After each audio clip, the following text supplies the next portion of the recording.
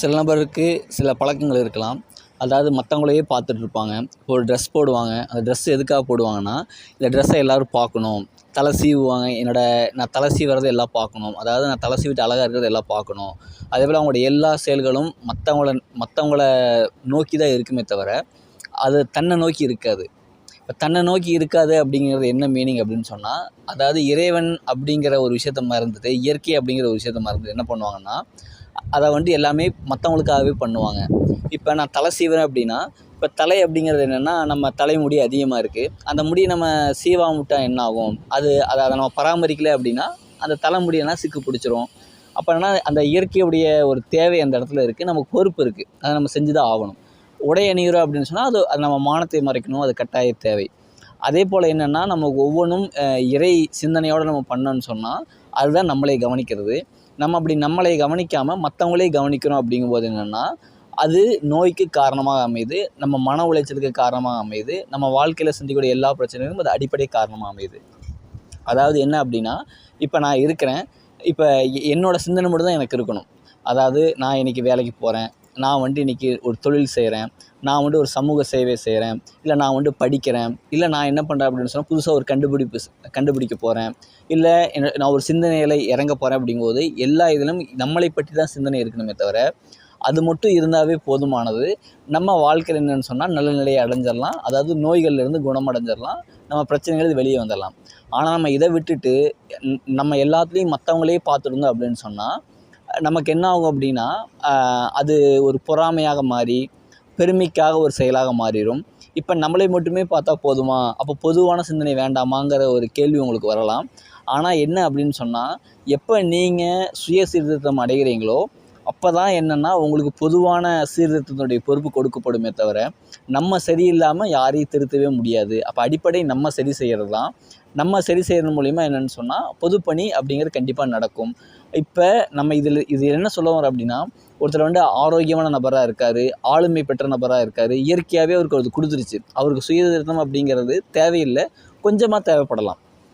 இப்போ அதே நோய்வாய்ப்பட்ட நபராக இருந்தாலும் சரி, மனநலம் பாதிக்கப்பட்ட நபராக இருந்தோம் அப்படின்னு சொன்னால், அவங்களுக்காக நான் சொல்லிட்டு வரேன். ஒரு ஆளுமையான நபராக நீங்கள் இருக்கீங்கன்னு சொன்னால், இறைவன் உங்களுக்கு பொறுப்பாக கொடுத்துட்டான். அதுக்கான வலிமை உங்களுக்கு இருக்குது, திறமை இருக்குது, அறிவாற்றல் இருக்குது. அப்படிங்கும்போது கண்டிப்பாக நீங்கள் என்னென்னு சொன்னால், அந்த பொதுவான பணிக்கு தகுதியான நபர் தான். இப்போ நீங்கள் சிறிய முயற்சி செஞ்சாலே அதில் நீங்கள் வந்துடுவீங்க. இப்போ நான் சொல்கிறதெல்லாம் யாருக்கு அப்படின்னு சொன்னால், யாருக்கு பலகீனம் இருக்கோ அவங்களுக்கு நான் சொல்லிட்டு வரேன். பொதுவாகவே என்ன அப்படின்னு சொன்னால், இப்போ நம்மளை மட்டுமே சிந்திச்சிட்டோன்னு சொன்னால், இது ஒரு வைத்திய முறை தான். நம்ம எந்த ஒரு செயலாக இருந்தாலும் நம்மளை மட்டுமே முன்னோக்கி, அதாவது நம்ம சரியாக இருந்தாவே எல்லாம் சரியாக இருக்குங்க. இப்போ உலகம் பூராவே நம்ம சரி செய்ய வேண்டாம். நம்ம சரியாக இருந்தால் நமக்கு உண்டான உலகம் சரியாக இருக்கும். அதே போல் நம்ம என்ன பண்ணுறோன்னா, நம்ம உலகத்தையே குறை சொல்லிவிட்டு நம்மளை சரி செய்யாமல் மறந்துடுவோம். அதே சமயம் நம்மளை மட்டுமே பார்த்துட்டு மற்றவங்களையும் பார்க்காம இருந்துருவோம். ஆனால் அடிப்படை எங்கே அமையுன்னு சொன்னால், நம்ம கரெக்டாக இருந்தால் மற்றவங்களுக்கு எந்த சிரமமும் வராது. பொதுவாகவே நீங்கள் எல்லா இடங்கள்லையும் பாருங்கள், உங்களை மட்டும் சரியாக வச்சுட்டாவே என்னென்னு சொன்னால் யாருக்கு எந்த பிரச்சனையும் இல்லை. இப்போ எனக்கு ஒரு நோய் வந்துச்சுன்னு வச்சுங்களேன், உங்கள் அப்பா அம்மா கஷ்டப்படுவாங்க, குடும்பத்தார்கள், மனைவி, குழந்தைகள் எல்லோரும் கஷ்டப்படுவாங்க. ஆனால் நீங்கள் சரியாக இருந்தீங்கன்னா யாருக்கு எந்த கஷ்டமும் இல்லைங்களா? நான் எடுத்துக்காட்டுக்காக சொல்லிட்டு வரேன். அப்போ உங்களை மட்டுமே சிந்திங்கள் அப்படிங்கிறது இது ஒரு முறையாக இருக்குது. அதுக்குன்னு நம்மளை மட்டுமே சிந்திக்கணும் அப்படின்னு நான் சொல்ல வரல. இதனுடைய அடிப்படை என்ன கருத்தாக இருக்கும் அப்படின்னு சொன்னால், யாருக்கு என்னென்னா, உங்களுக்கு பலகீனம் இருக்கோ, மனம் சம்மந்தப்பட்ட பலகீனங்கள், உடம்பு சம்மந்த பலகீனங்கள் இருக்கோ, அப்போ உங்களுக்கு மட்டுமே கவனம் செலுத்துங்க.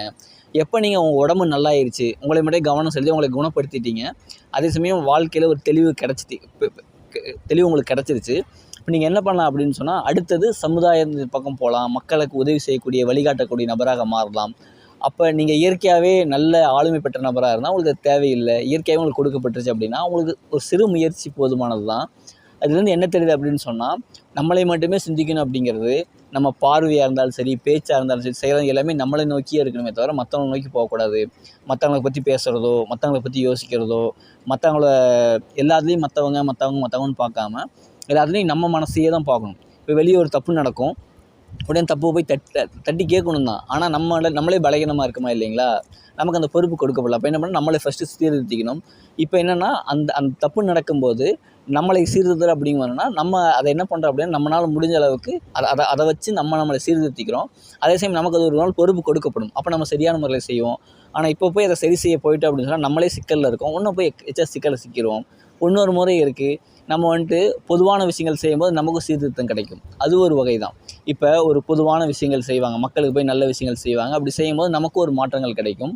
ஆனாலும் என்ன அப்படின்னு சொன்னால் அதுக்கு அடிப்படை என்னவா அமையும்னா, நீங்கள் எப்போ உங்களை சீர்திருத்திக்கணும் அப்படின்னு உங்கள் மனசில் மாற்றிக்கிறீங்களோ அதன் அடிப்படையில் போய் அந்த வேலை செய்யும்போது தான் அதுவும் சிறப்பாக அமையுமே தவிர, அடிப்படை எங்கே இருக்குன்னா உங்களுடைய மனமாக தான் இருக்குது. உங்களை சிந்திங்கள் அப்படின்னா உங்களை சிந்திக்கிறது இல்லை, இறை சிந்தனையை கொண்டு வாங்க அப்படிங்கிறதா அர்த்தம்.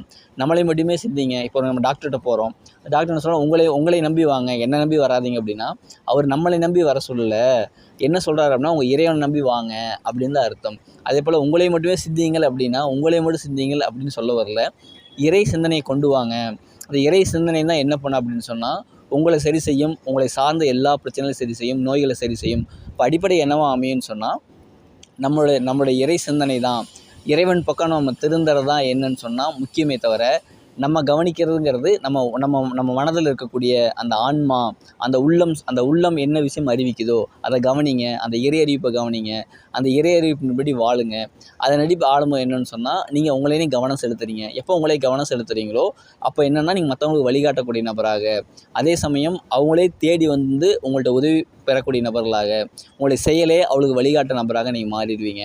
இப்போ உங்களை மட்டும் கவனிங்கள் அப்படின்னு சொன்னால், உங்களுடைய மனதில் என்ன இறையறிவிப்பாக இறைவன் சொல்கின்றானோ அதனை கவனியுங்கள். உங்கள் வாழ்க்கையும் சரி, உங்களுடைய நோயும் சரி, எல்லாம் என்னென்னு சொன்னால் சரியாயிரும். வாழ்க்கையும் சரியாயிரும், நோயும் சரியாயிரும். இப்போ அடிப்படை என்னென்னா, நம்ம மனதின் பக்கம் திரும்புறது தான் அடிப்படையாக இருக்குது. அதுதான் வந்துட்டு என்னென்னா, நம்மை மட்டுமே கவனித்தல் அப்படிங்கிற அர்த்தம். நன்றி.